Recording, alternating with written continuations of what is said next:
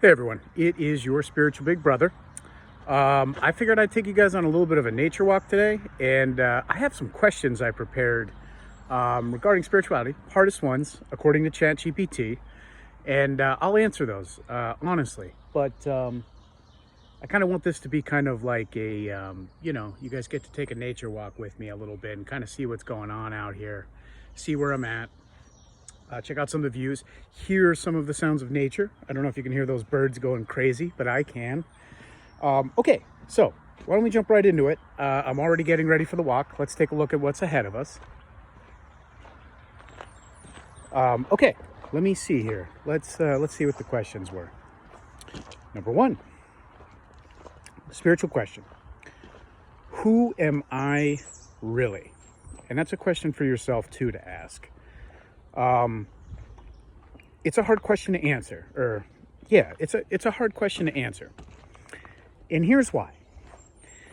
Because for anybody that's kind of on a spiritual journey that's maybe already crossed this question, for the real depth that's in it, it's really asking you to strip away your labels, strip away who you are, or who you think you are, career, job, what your relationship says you are, what your family thinks you are, and basically be able to say or describe who you are as a person. Who are you? So for me to answer that question, and if I'm being honest, it's really hard to answer. I still don't have probably a good answer. I will try to answer it though, for the sake of what we're trying to do here. I would say that I'm a very spiritual person deep down. I really liked what was called a fire archetype. I remember reading about that one time, and it kind of lined up with a lot of my temperaments and who I am as a person. And I think that that's really all I got. You know what I mean? Not much. But honestly, I think the more simple the answer that you can define for yourself, the better, I think is what it is. Like when you got to say, like, I'm some CEO and, I'm a politician, or, I'm a great family man, or this, that. Those are ways to kind of describe you in a way. I guess that's what we're doing here anyways. I guess I still got to do some work on that question. But, that's kind of the fun of spirituality and doing these. Okay, let's move on to the next one. You guys let me know in the comments what you guys think.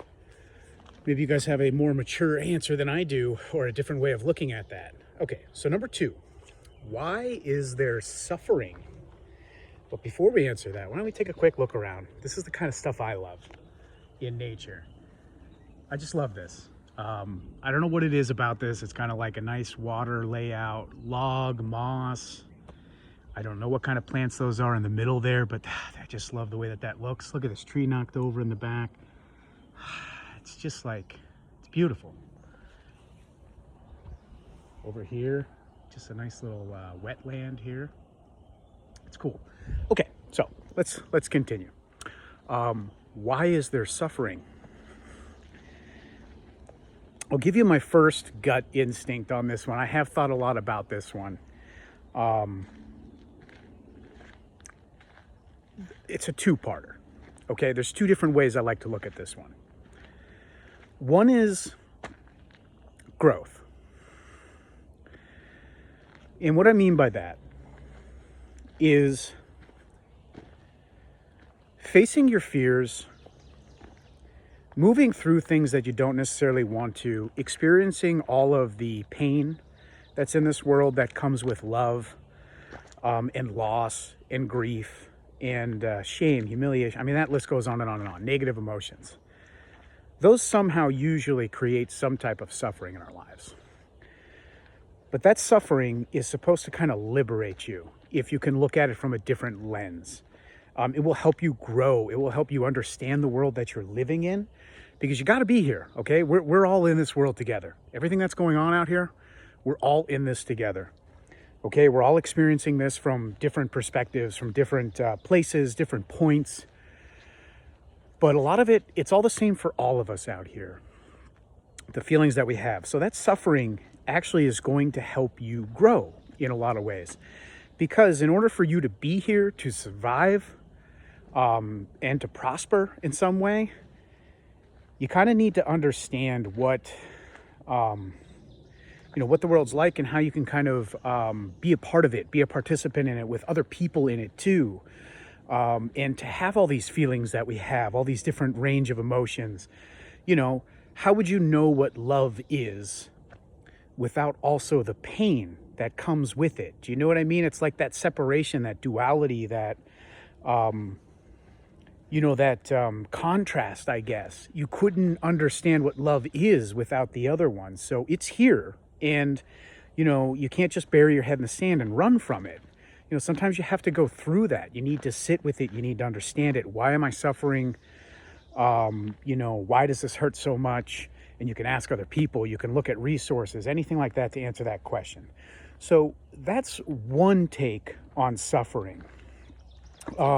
Actually, that was both kind of takes. When I hit you with that contrast and duality part, that was kind of the other piece of it. So suffering for growth, but then suffering also as duality. If you want the love and you want all the highs in the world, you need the lows too. You need that contrast. Otherwise, how would you know the difference? You wouldn't. We'd all be numb here, just kind of sitting here, and the world probably wouldn't vibrate like it does. We wouldn't be able to walk through it like this, right? We'd all be just stones. This is part of what makes reality allow you to move through it is, all these contradictions. Without them, you're kind of moving through the middle space. So you got to just learn how to kind of deal with your emotions. Okay, and that's one for everybody. Emotions are tough because a lot of things we don't understand. We need to understand them intellectually as well as, emotionally. And putting words on feelings, that can be hard to do. We're not all poets out here. Okay, so let's see. What happens after death? Oof. Is there really a right or wrong answer for this one? I'm not sure, but I'll give you my take on it. I'm really inclined to believing that we're energy in some way. I know that we're in a physical form of some sort, but there is an intelligent energy running through this entire system that keeps things going, keeps the plants and life forms going. And when I say intelligent energy, I mean, I think that's like the source, that's God, something like that. So where am I going with this? What happens next? I really think we just turn into a different kind of energy. I think we turn into energy, pure consciousness, pure energy, however you kind of want to see that. That's what I think happens next. Is there a heaven and hell? That's hard to say, but I guess it would depend on how you might define that or how you might see it. In the traditional sense, hard to say. I mean, do I want that to be a reality? Sure. I mean, who wouldn't want to go to heaven and, live in a perfect paradise for the rest of your life, everything perfect and, but I'm not so sure. I'm just not sure is all I can say about that.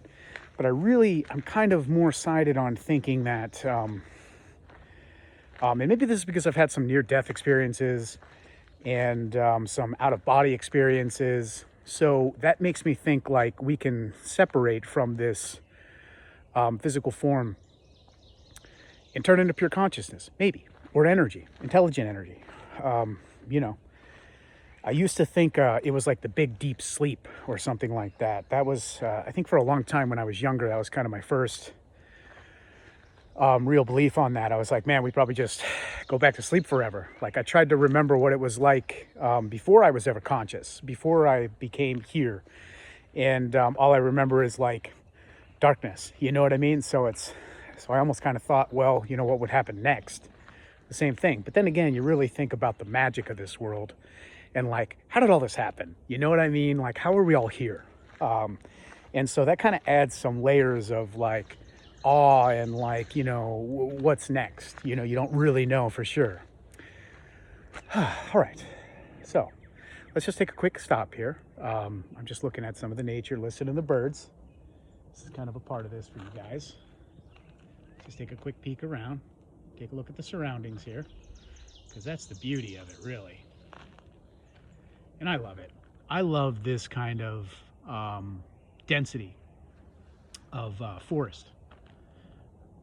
You know what I mean? Like these small little tiny scraggly things, and you got some bigger oaks or whatever those are out there. I just love the spacing because you can see everything mostly, if that even makes any sense. All right, let's keep moving around here. Let's just take a look. And that's where we were just walking, by the way. Okay, let's carry on here. I see we're at about 10 minutes. I got 2 more, so I like to ramble. That's a part of this. I was hoping I'd keep this to 10, but you know, it never happens the way I anticipated. Okay, do I truly have free will? Ooh, this is one I have thought about a lot.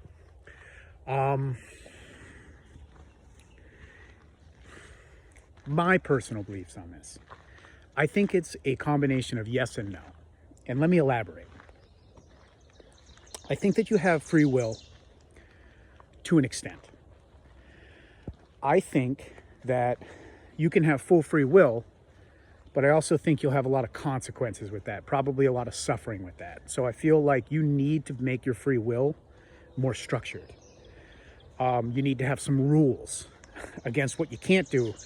For instance, even though you have free will, you wouldn't leave your hand on the fire for, you know, an hour straight. You know that that's going to hurt you. So how you use the free will, you need to kind of like do it within a system, within, you know, think of it like you're playing Monopoly or something. There's rules to that.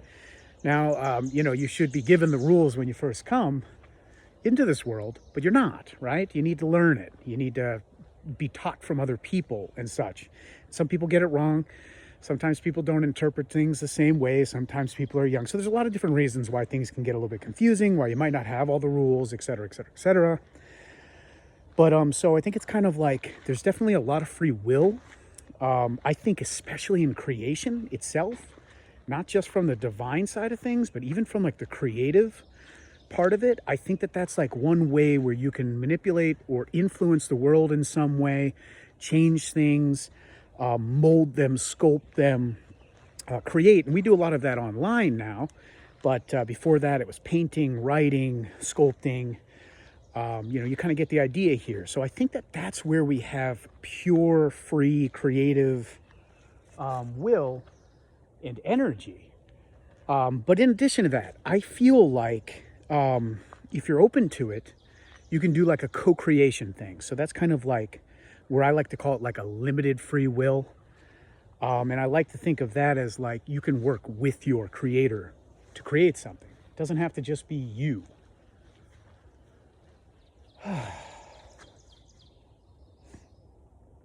So I do think we have free will, but I also think it's a little bit trickier to define. I think if you just say free will in the sense of like, hey, I'm in my own playground down here and I can literally do anything I want without limit, without, you know, other people, you know, disagreeing or just allowing it to happen. I guess if you somehow are the ruler of the world, I guess that's different. Right? I guess those rules don't really apply, but then you'd need a lot of people to allow you to do that too. So consider that. But yeah, I guess that's what I kind of have to say about that. I'm trying to think if I'm missing anything on that. No. Okay, where are we at? 13 minutes. Of course, I want to keep it to 15. We'll see if that happens. What is the purpose of life? Okay, this is certainly one I've also thought a lot about. Here's what I'll say about this before I answer this one. This is one that I've constantly circled, and I have kind of a few different answers for this one. I don't know that I fully landed on one to the point where it's kind of the one that I always will say. But today, right now, what I'm feeling in answering that question for you guys, I feel like the purpose of life is to create meaning. I think we're all looking for meaning in the world and maybe even to help and serve others and, you know, feel good about whatever it is that we're doing, feel like we're creating value, feel like people need us. Okay, we all want to feel needed. But I think ultimately what we really want to do is create some sense of meaning out here. And we could do that in so many different ways. So I think that's what the purpose of life is. Creating meaning. All right, guys. I think that's going to wrap it up here. Maybe just one more kind of quick look here. We'll take a quick spin around. Yeah, what's going on? What's all this about, huh? Nature, hello, everywhere. Let's take a look up here. Whoa. All right, guys. Thanks for joining me on this one. This was your spiritual big brother. So I'm going to sign out. I'm going to enjoy the rest of this walk in peace. And hopefully you guys will find some peace and love in your life too. I'll catch you guys on the next one. See you guys there.